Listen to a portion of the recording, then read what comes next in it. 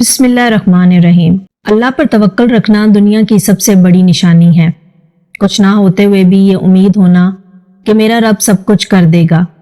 جتنا ایمان مضبوط ہوگا اتنا ہی توکل پختہ ہوگا، کیونکہ اللہ فرماتا ہے کہ میرے ساتھ جیسا گمان کرو گے میں ویسا ہی معاملہ فرماؤں گا۔ اچھا سوچو گے اچھا ہوگا، برا سوچو گے برا ہوگا۔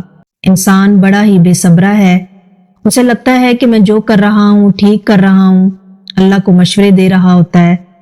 وہ بہتر جانتا ہے کہ کیا دینا ہے اور کیا نہیں۔ توکل کیا ہے؟ کیا روزی روٹی کے لیے ہماری جد و جہد کرنا توکل کے خلاف ہے؟ اس سے پہلے کہ ہم سوالات کی جانب بڑھیں، اگر آپ ہمارے چینل پر نئے ہیں تو ہمارے چینل کو سبسکرائب کریں تاکہ آپ کو ہماری ہر نئی آنے والی اور دینی معلومات سے بھرپور ویڈیوز وقت پر پہنچ سکیں۔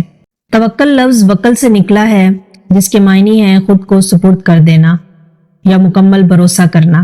میری حقیر رائے میں توکل کسی مولوی صاحب سے سیکھنے کی بجائے معصوم بچے سے سیکھیں۔ مشاہدہ ہے کہ جب کسی بچے کو کوئی غیر انسان گود میں لینا چاہے تو وہ ڈر کر روتا ہے، شور مچاتا ہے، مگر جب اسی بچے کو اس کا باپ گود میں لے کر ہوا میں کئی فٹ اچھالتا ہے تو وہ ڈرنے کی بجائے خوشی سے کلکاریاں مارنے لگتا ہے اور اکثر دوبارہ اچھلنے کی فرمائش بھی کر ڈالتا ہے۔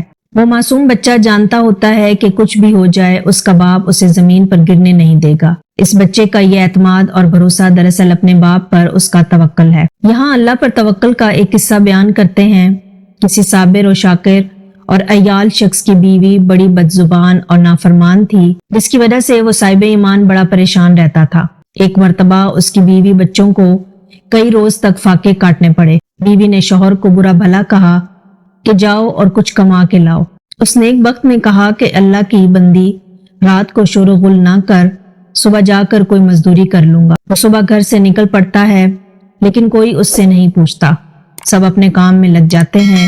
وہ ایک جنگل میں عشاء تک عبادت کرتا ہے اور خالی ہاتھ گھر لوٹ جاتا ہے اور سوچتا ہے کہ خالی ہاتھ دیکھ کر بیوی پتہ نہیں طوفان کھڑا کرے گی۔ تو بیوی نے سوال کیا کہ میاں صبح سے لے کر اب تک کیا کمایا ہے؟ شوہر نے کہا جس کی مزدوری کی ہے وہ بڑا ہی رحیم و کریم ہے، اس نے کل دینے کا وعدہ کیا ہے۔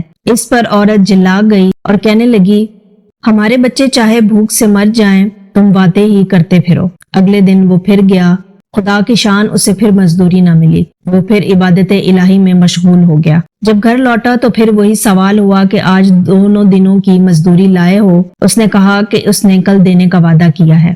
یہ سن کر وہ آگ بگولا ہو گئی اور کہنے لگی کہ کل تینوں دن کی مزدوری لے آنا ورنہ گھر نہ آنا، اور اس کو ایک تھیلی دیتی ہے۔ پھر وہ عبادت الہی میں مصروف اور کسی معجزے کی تلاش میں نکلا۔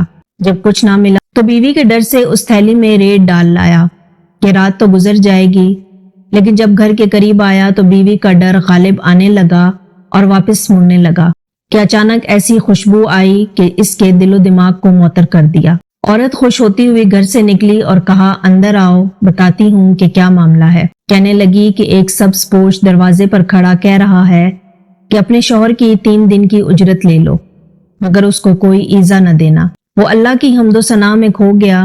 بیوی کہتی ہے کہ خوشحالی میں پریشانی کیسی؟ کہنے لگا کہ اللہ کی بندی، یہ میں نے تینوں دن کہیں مزدوری نہیں کی بلکہ اللہ کی عبادت کی ہے۔ تیرے ڈر سے تھیلی میں ریت لا رہا تھا لیکن اس رب نے میری لاج رکھ لی۔ اس شخص نے تمام عمر اللہ کا شکر گزاری میں گزار دی۔ اللہ تعالیٰ پر بھروسہ، توکل کرنا انبیاء کرام کے طریقے کے ساتھ اللہ تعالیٰ کا حکم بھی ہے۔ قرآن و سنت میں توکل علی اللہ کا بار بار حکم دیا گیا ہے۔ صرف قرآن کریم میں 7 مرتبہ مومنوں کو اللہ پر توکل کرنے کی تاکید کی گئی ہے، یعنی حکم خداوندی ہے کہ اللہ پر ایمان لانے والوں کو صرف اللہ ہی کی ذات پر بھروسہ کرنا چاہیے۔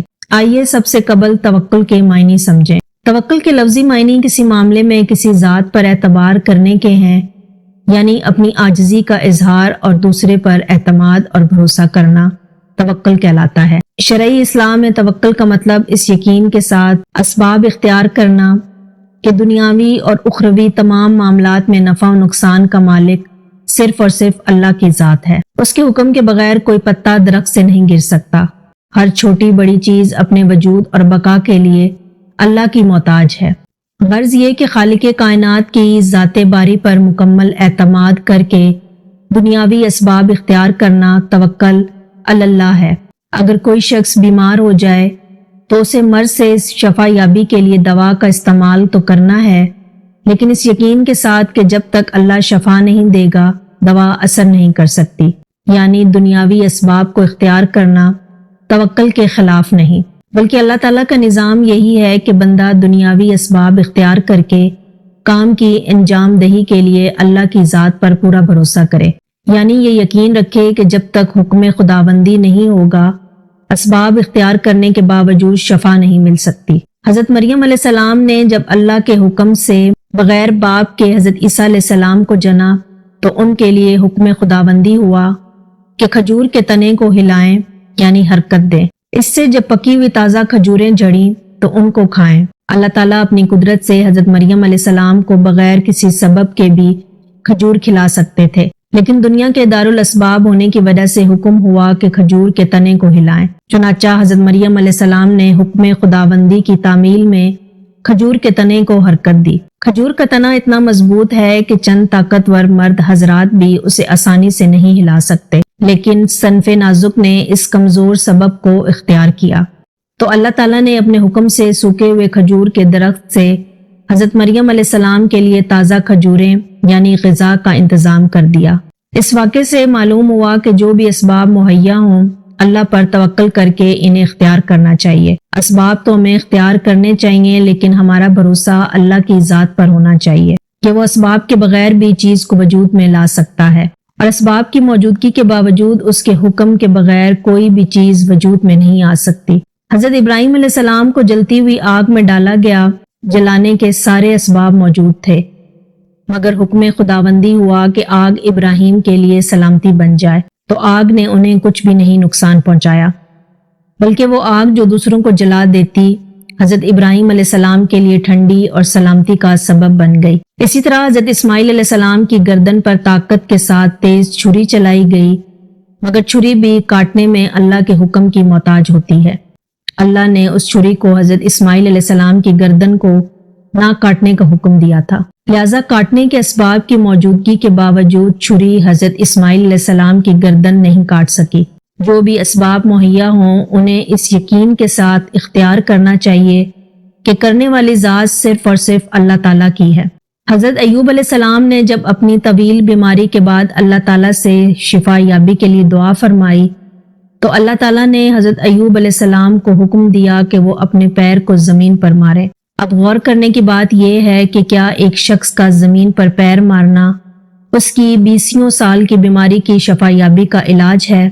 نہیں، لیکن انہوں نے اللہ کے حکم سے یہ کمزور سبب اختیار کیا جس کے ذریعے اللہ تعالیٰ نے اپنی قدرت سے ان کے زمین پر پیر مارنے سے پانی کا ایسا چشمہ جاری کر دیا جس سے غسل کرنے پر حضرت ایوب علیہ السلام کی 20 سال کی بدن کی متعدد بیماریاں ختم ہو گئی۔ حضرت ایوب علیہ السلام کے اس واقعے سے ہمیں متعدد سبق ملے۔ 2 اہم سبق یہ ہیں۔ پہلا سبق یہ ہے کہ اللہ تعالیٰ اپنے ارادے سے بھی حضرت ایوب علیہ السلام کو شفا دے سکتے تھے، مگر دنیا کے دارالاسباب ہونے کی وجہ سے حضرت ایوب علیہ السلام کو حکم دیا کہ وہ کچھ حرکت کریں، یعنی کم از کم اپنے پیر کو زمین پر ماریں۔ دوسرا سبق یہ ہے کہ جو بھی اسباب مہیا ہوں ان کو اس یقین کے ساتھ اختیار کرنا چاہیے کہ اللہ تعالیٰ کی قدرت اور حکم سے کمزور اسباب کے باوجود کسی بڑی سے بڑی چیز کا بھی وجود ہو سکتا ہے۔ جو بھی اللہ پر اندھا دھند یقین رکھتا ہے اللہ اس کی غیبی مدد ضرور کرتا ہے، چاہے وہ کسی بھی صورت میں کیوں نہ ہو۔ وہ جب بھی اسباب پیدا کر دیتا ہے جب ہمیں کچھ نظر نہیں آ رہا ہوتا، کیونکہ ممکن اور غیر ممکن تو آپ کی نظر میں ہوتا ہے، اس کی نظر میں سب کچھ ممکن ہوتا ہے۔ اللہ تعالی ہم سب کو مضبوط ایمان لانے کی توفیق عطا فرمائے، آمین۔